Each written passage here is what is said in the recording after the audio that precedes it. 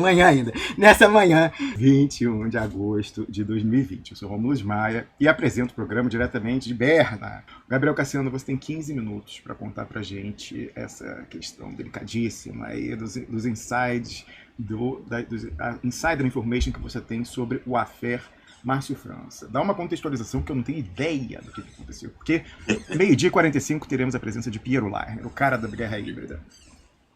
15 minutos. Então, eu só vou encerrar, então, a última questão da PEC do teto, e aí eu já entro imediatamente no assunto Márcio França e limpo com essa questão internacional e geopolítica.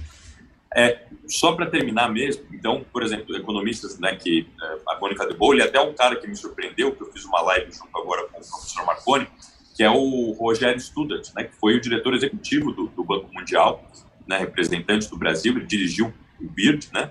Enfim, e ele é um cara que me surpreendeu falando da questão da necessidade de investimento em infraestrutura, que a PEC precisa ser revogada. Então, alguns economistas já estão, né, que eram desse campo mais liberal ortodoxo, já sacaram que isso aí é um suicídio e tem muita gente morrendo e a culpada é a PEC do teto, como sempre, como o Alice falou naquele discurso. Não, vai gerar emprego, vai gerar emprego. Nós estamos, antes do pré-pandemia, estávamos com 38 milhões de brasileiros na informalidade, nós estávamos aí com uma taxa de 12% de desemprego, além dos desalentados, com todas as reformas. E aí vamos falar o seguinte, de 2016 até 2019, início de 2020, já foi tempo suficiente para as reformas se mostrarem se elas eram efetivas ou não. E aí, para finalizar esse assunto, a gente sempre falando da recuperação em V, né? Ou seja, que a China vai conseguir, talvez a Coreia do Sul consiga, mas nem os Estados Unidos, que está investindo massivamente, eles já investiram um pacote fiscal de quase 10 trilhões de dólares de estímulo à economia, eles não estão conseguindo sair da recessão. Você vê a gravidade, e agora os Estados Unidos é o seguinte, os Estados Unidos eles já chegaram em uma determinada fronteira que existem limitações. Agora o Brasil, que emite a própria moeda, que tem a própria moeda, é um país que tem 4 mil obras de infraestrutura paradas. Desculpa, 4 mil não. 11 mil obras paradas no Brasil inteiro. É um país que tem que fazer saneamento básico, que não universalizou saneamento básico ainda. Então, qualquer tipo de investimento massivo, numa retomada e num giro de 180 graus da política fiscal e da política monetária, nós conseguiríamos colocar o Brasil na rota de crescimento. Por isso é um problema político e não econômico. A economia não tem nada. Nós não temos crise externa, não temos reserva, nós emitimos a própria moeda e nós temos aqui uma gente trabalhadora e temos polos de desenvolvimento de ciência e tecnologia que são referências no mundo inteiro e que nós poderíamos colocar investimento massivamente. Foda-se o déficit fiscal por enquanto, vai ter déficit, mas nós vamos introduzir reformas interessantes para cobrir. Gabriel, um senso de urgência, porque esses polos de ponta que você referiu ainda existem, né? Mas eles vão resistir até o fim da implementação da agenda do Guedes? Exatamente. Até é capaz que, né, sejam destruídos, né? O polo aqui em Campinas, CNP, em Santa Catarina, aqui em São Paulo, capital, nós temos um também. Os vários laboratórios, Fiocruz, né, os laboratórios do Instituto Butantan, etc. Com essa política aí, é o seguinte, ele está querendo destruir todos eles. E aí, para finalizar, só lembrar, porque eu sei que você gosta, que a gente já falou da última live, que é a série espetacular, né, que destruíram depois que o Kevin Spacey saiu, que é a The House of Cards.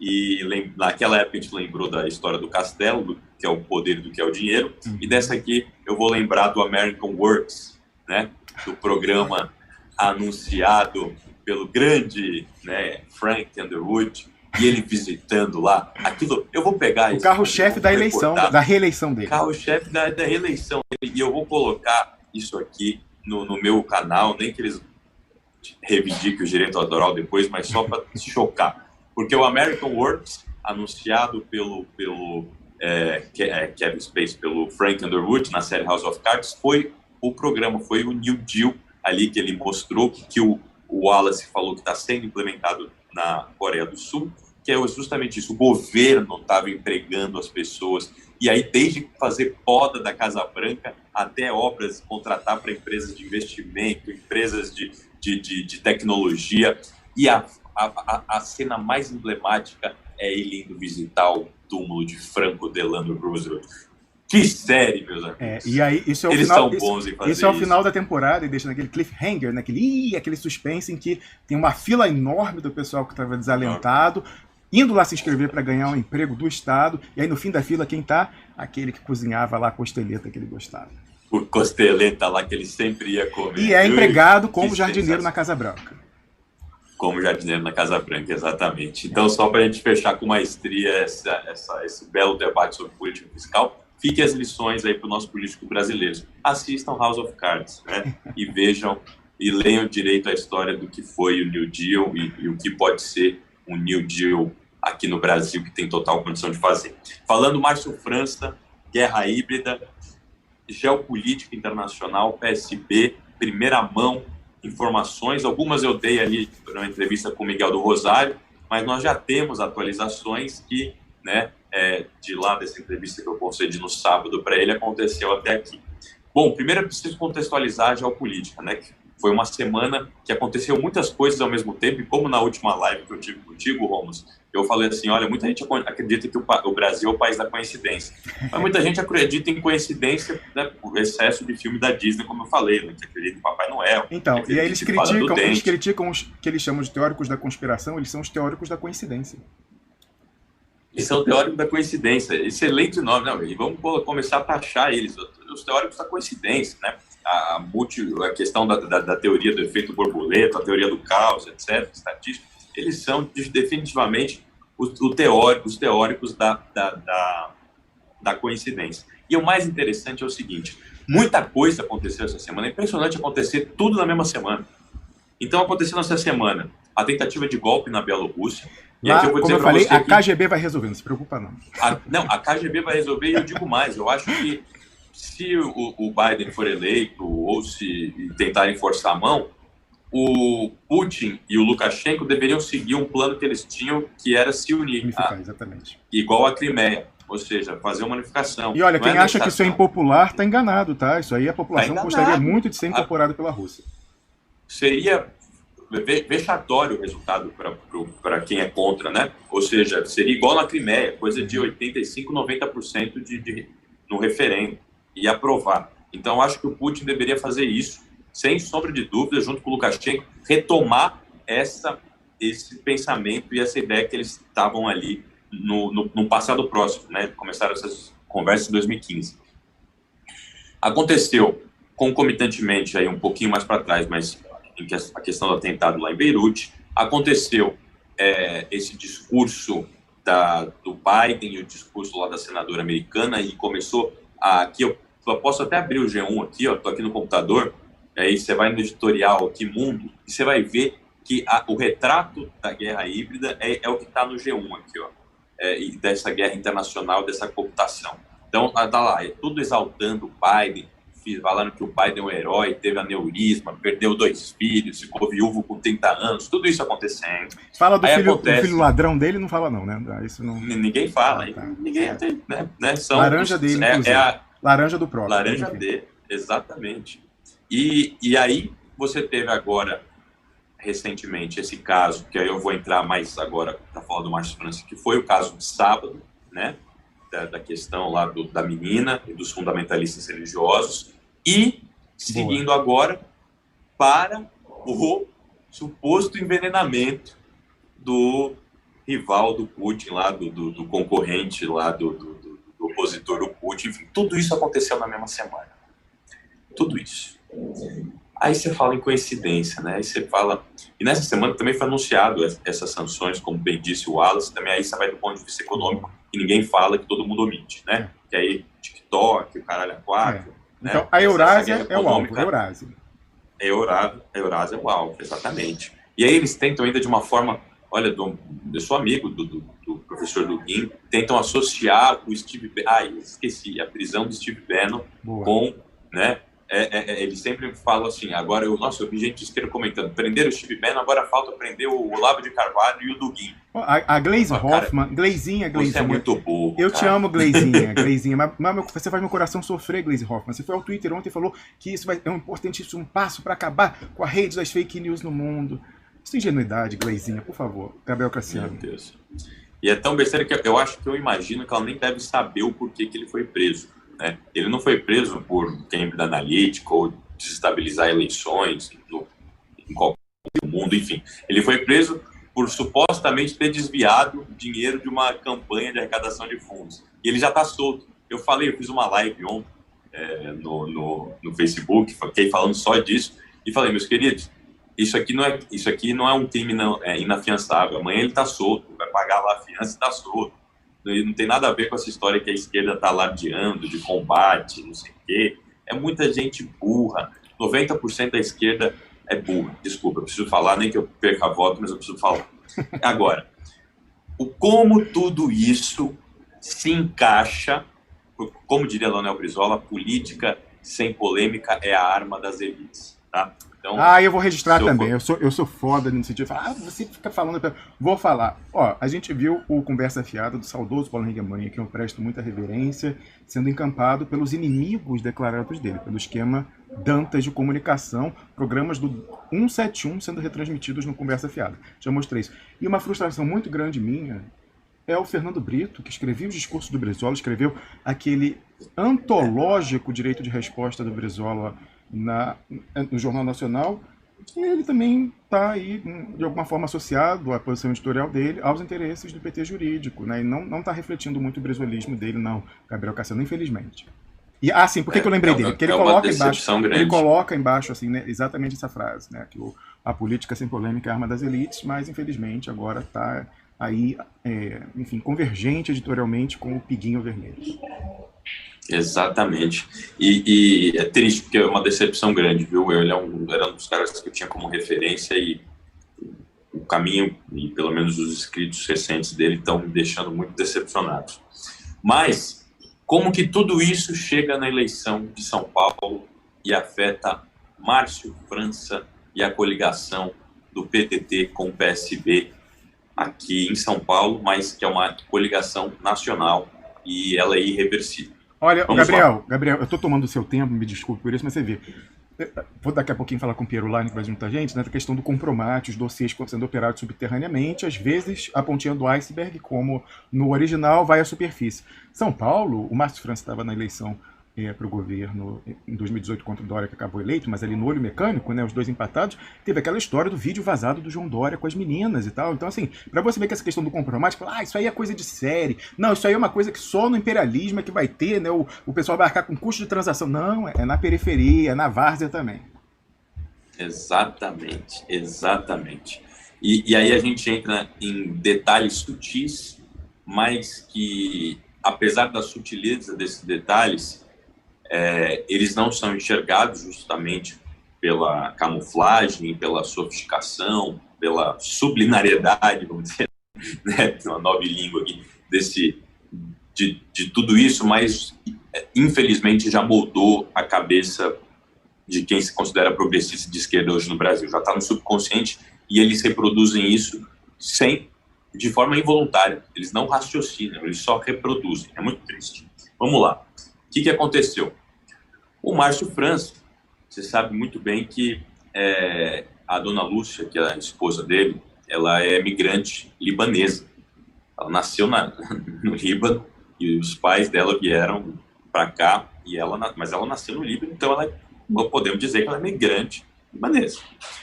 E ainda tem um monte de familiar dela lá, tem tios, tem primos, tem amigos no Líbano. E aí o senhor Márcio França, nosso futuro prefeito de São Paulo, ele decidiu, junto com ela, porque ela tem ainda uma influência muito grande na população libanesa no Brasil, que atinge quase 10 milhões.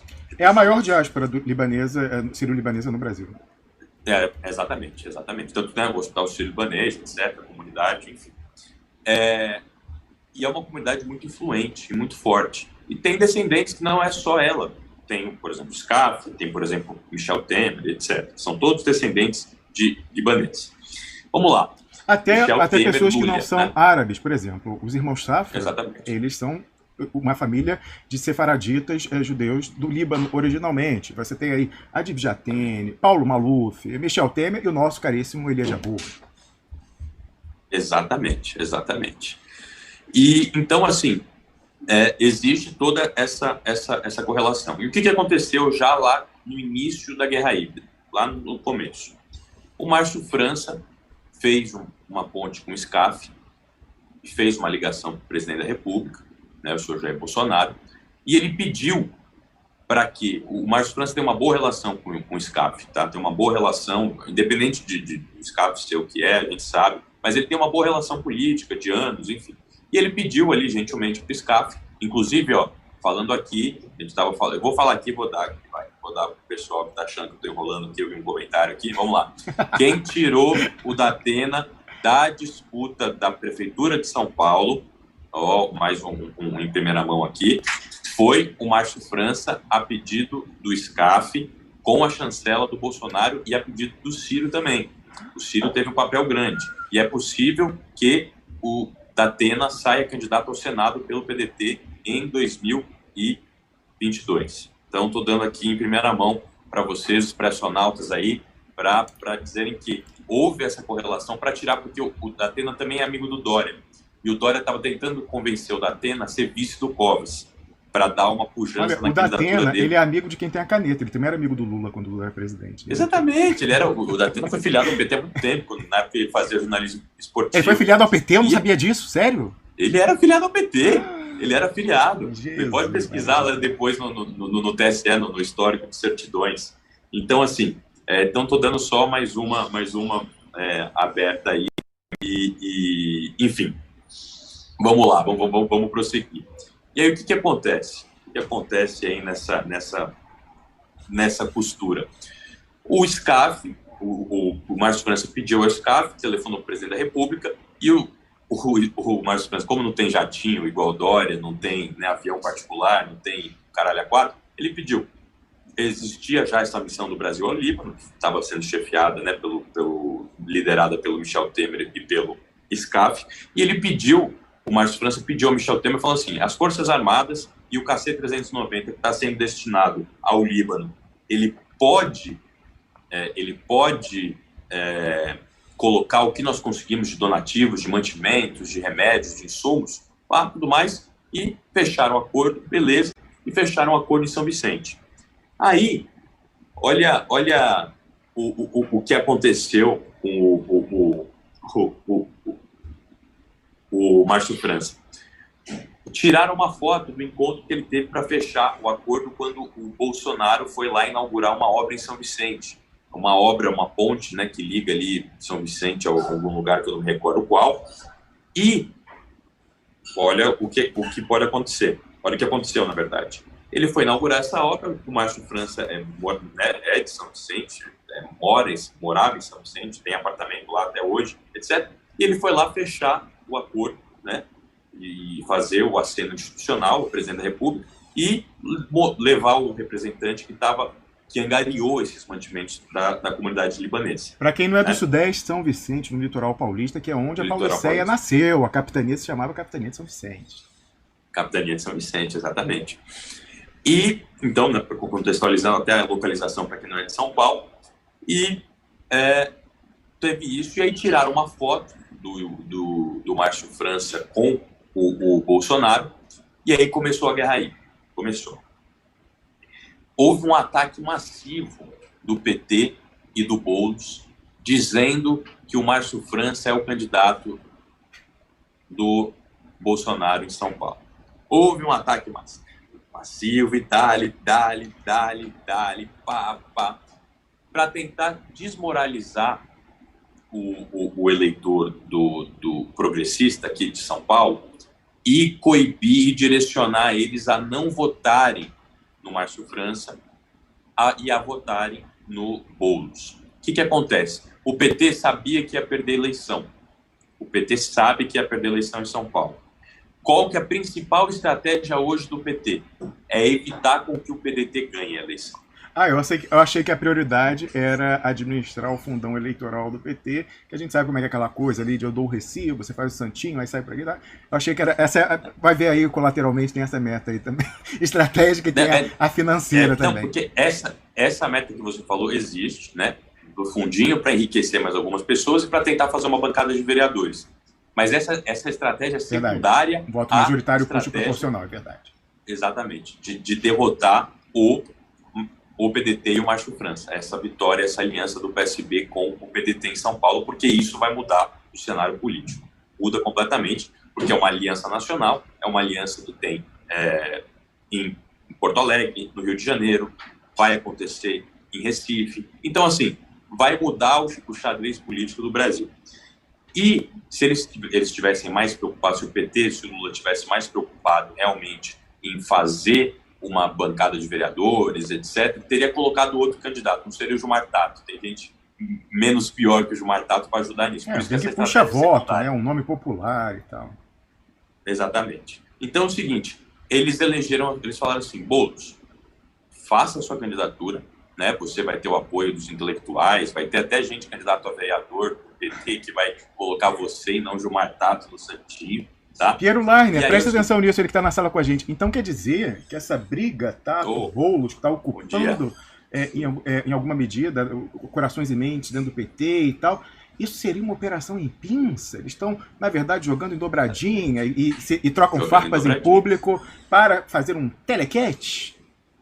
Exatamente. Perfeito.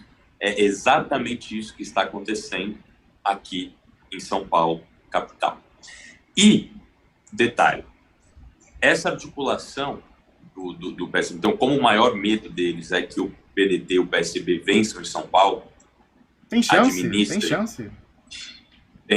Eu diria hoje, 75% de chance. Ah, mas você é partidário.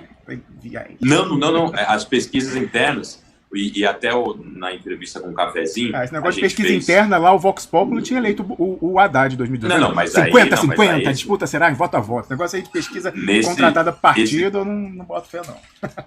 Mas esses aí são né? Enfim, não vou falar ratos, né? Vou falar, são parasitas. Mas as pesquisas internas nossas, tanto a do Márcio França, e também a única pesquisa até agora de campo amostral que foi realizada pelo Instituto Prada, e aí a gente estudou ela, mostra que o Márcio França, ele ganha na periferia disparado, em todas as regiões da periferia de São Paulo, todas, com média acima de 60%.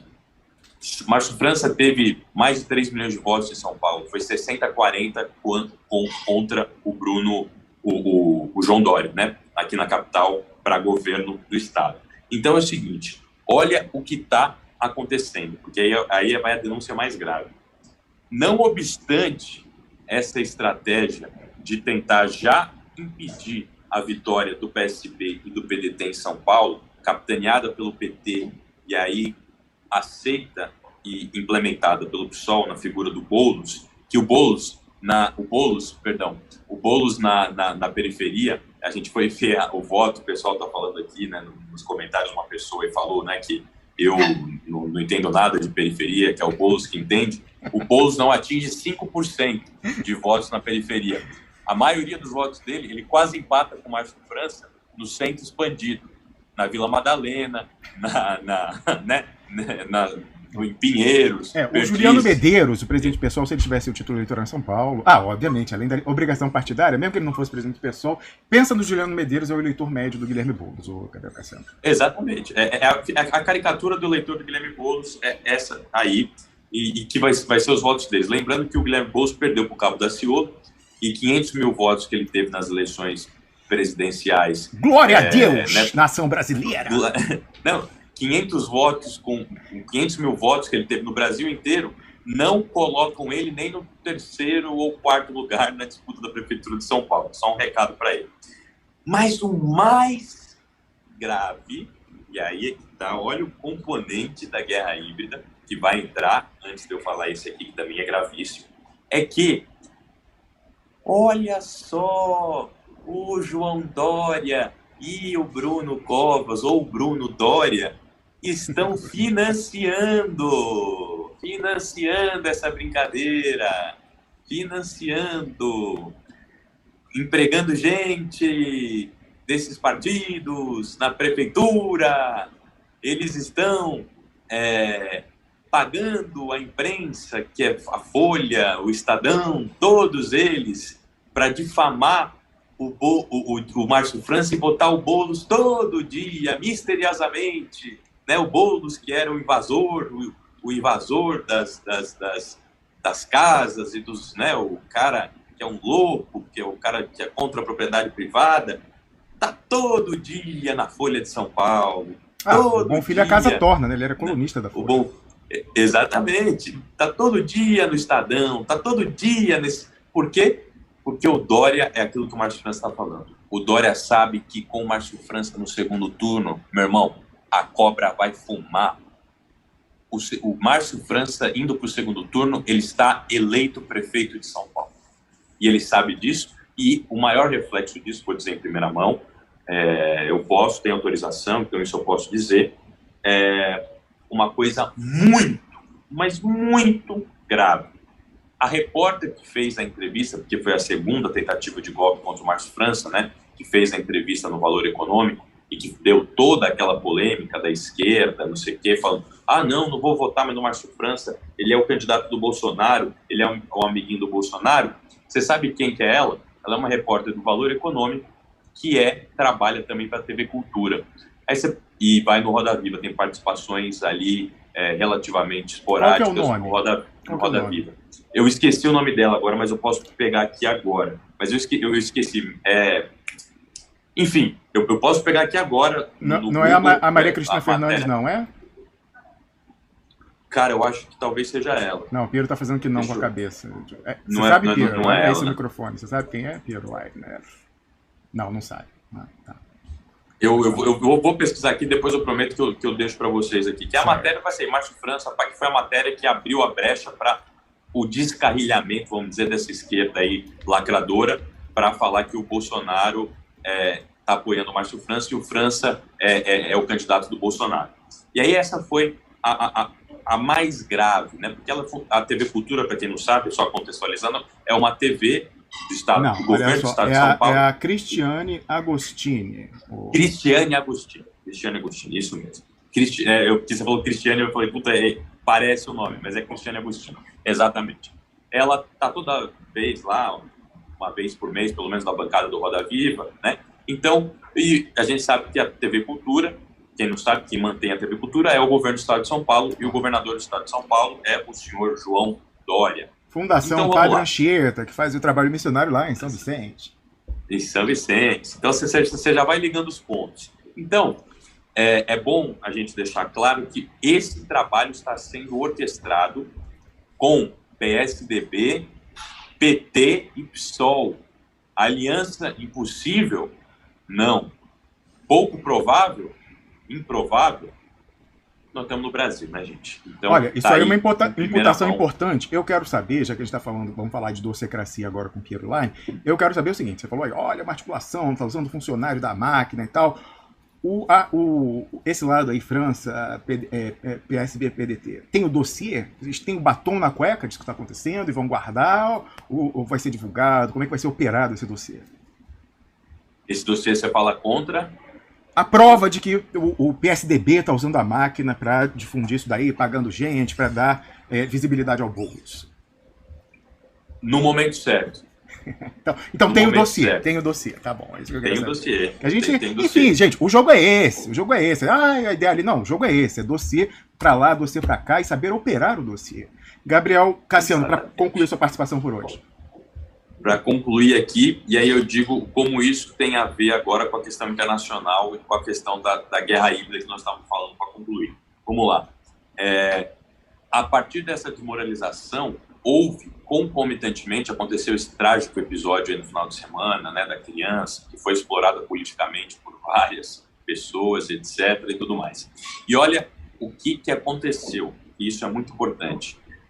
O Orlando Silva, do PCdoB, que não estava, até tínhamos um Ribbentrop-Molotov, né, um pacto de não agressão junto com ele decidiu bater no Márcio França. E aí é que está a grande sacada para a gente compreender o que aconteceu, para fechar minha participação aqui por hoje, já agradecendo do Expresso, mandando um abraço para o Pia, que está aí também, uma figura extraordinária.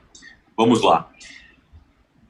O Márcio França e o PDT, a gente estava praticamente consolidado a aliança. Só que o Orlando Silva, ele tem um gosto e um apreço pela militância cirista, porque ele, teoricamente, defende o Ciro dentro do PCdoB e defende lá, não sei o quê. O Ciro, inclusive, fez um vídeo de apoio, porque a gente não é igual ao PT, a gente faz sinalizações, a gente acha a candidatura dele importante, não queremos minar, não queremos ser, né? E o Ciro fez um vídeo dele, não declarando voto, porque o voto do Ciro é no Marcha França, São Paulo, mas falando sobre a importância da candidatura dele. E ele, do nada, até eu liguei para o Marcha França estava desacreditado. Ele falou assim, peraí, Orlando Silva atacando nós? O que está por trás dessa história? O que está por trás dessa história?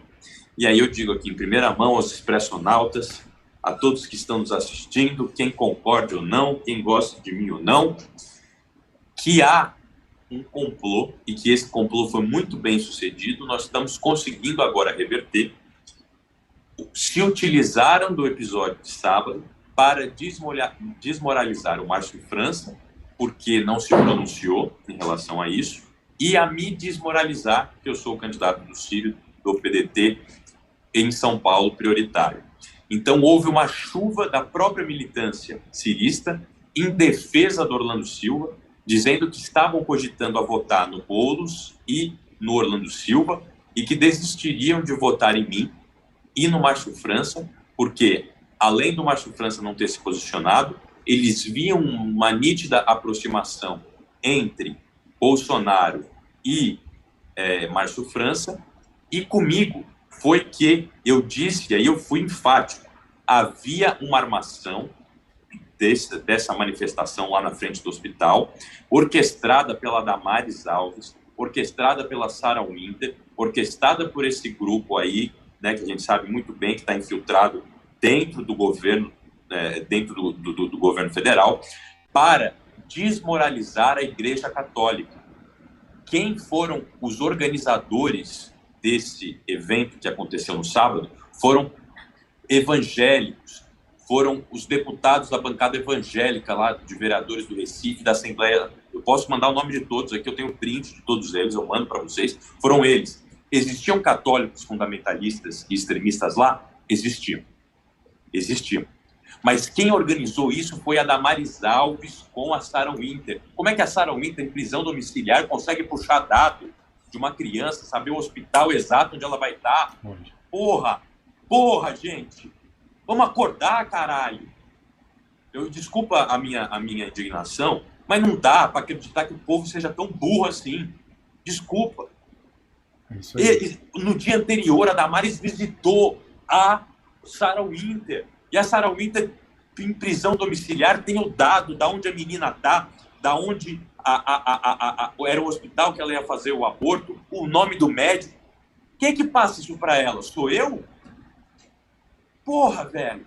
Sabe? E aí eu fico puto que os caras vieram me cancelar. E cancelar o Márcio França. Os próprios ciristas. Porra! E aí, só para terminar, porque foi um negócio assim, absurdo, que aí tá toda a correlação de forças, porque para explicar a relação. Qual que é a relação, gente? Eles precisam dos neopentecostais. Os neopentecostais, a teologia da prosperidade é introduzida pela CIA no Brasil. É a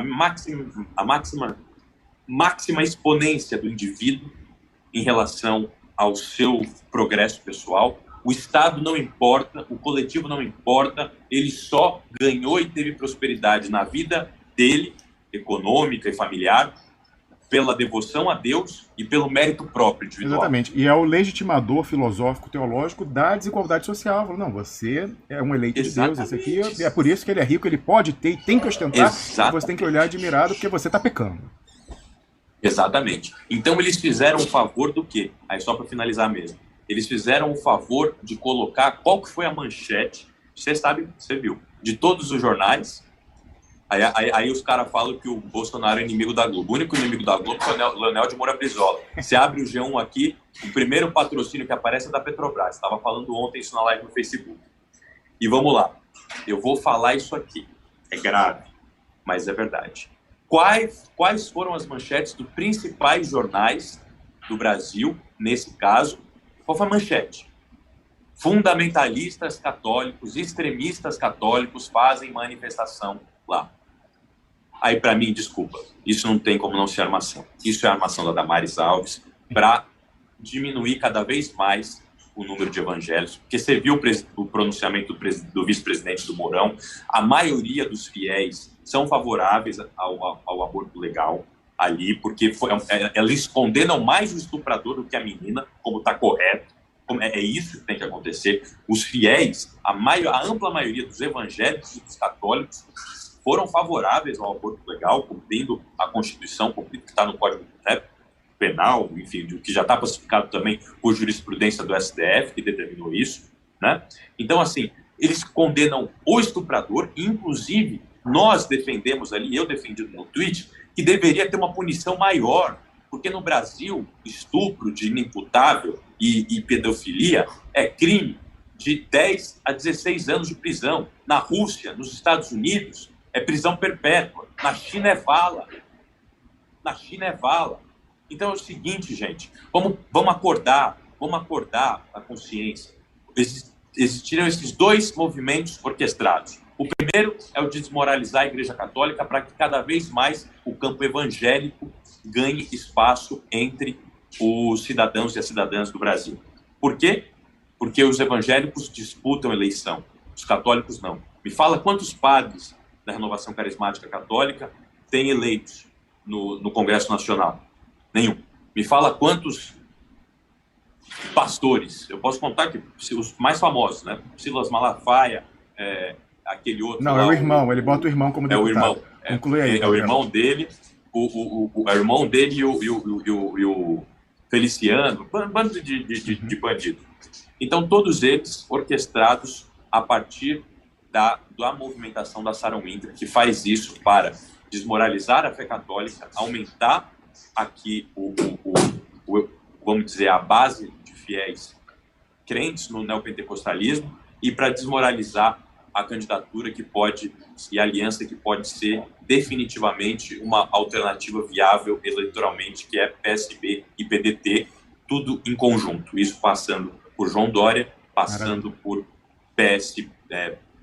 PSOL, PCdoB e PT nos atacando para tentar desmoralizar o Márcio França. Muito bem, Gabriel Cassiano. E me desmoralizar também, porque quando eles falam, eu já fiquei muito vinculado ao Ciro, então, olha aí o Ciro é isso, o Ciro é o Gabriel Cassiano, o que o Gabriel Cassiano fala é o que o Ciro está falando. Muito e bem. Aí, essa tentativa de cancelamento que eu sofri no Twitter, esses ataques para essa esquerda lacradora que não está mais nem aí com o povo brasileiro. Muito bem. Gabriel Cassiano, muito obrigado pela sua participação aqui hoje, pelas informações dadas em primeira mão. Só dizer o seguinte, infelizmente, a minha Igreja Católica Apostólica Romana, então no marco da Guerra Híbrida, tem um infiltrado no primeiro plano, porque o presidente da CNBB entrou nessa onda, né? Então, atenção, tem muita gente do clero que nos vê, um abraço Frei Adelmo, um abraço Dom Luiz Carlos Etiel, bispo emérito de Caçador em Santa Catarina. Não dá, como assim? Como assim, né? E, enfim, Gabriel Cassiano, para me despedir, peremptoriamente, você já cobrou ou não cobrou do Ciro Gomes que ele fale os banestado e cobre o Lula os documentos do Brecht Papers? E se você cobrou, qual foi a resposta? Boa. Eu ainda não consigo cobrar. Não, eu confesso, não tive tempo, mas mandei o programa para ele assistir. E eu vou cobrar essa semana, foi por uma questão de tempo mesmo dele que ele tirou férias nesses últimos dias. Ele largou o celular, não atendeu, ele ficou de fato, teve aquela foto lá no iate. Deixa eu ver uma pergunta. Ele dá ou não dá visualização de quem manda mensagem no WhatsApp? No WhatsApp não, ele só tem telefone. Você também não. Tem que dar. SMS. Eu gosto de quem dá visualização. Tem que viu ou não viu a mensagem. Negócio de político adora botar isso. Mas tem uns aí, ó. A Gleisi não dá visualização. O senador Rogério Carvalho dá visualização. O Requião dá visualização. Tem que dar visualização a mensagem. Vou fazer isso. Pedido seu no meu privado. No público que eu uso, eu vou deixar ainda desse modo. Maravilha. Um abraço, Rômulus. Um abraço, Pierre. É uma honra sempre estar aqui com vocês no Duplo Expresso, que presta um excelente serviço ao país e ao mundo, e aos expressionautas que tiveram aí a distinção e me deram o privilégio de me escutarem o que eu tinha para falar. Um grande abraço, conte comigo sempre aí, no que precisar, só convocar que estou presente.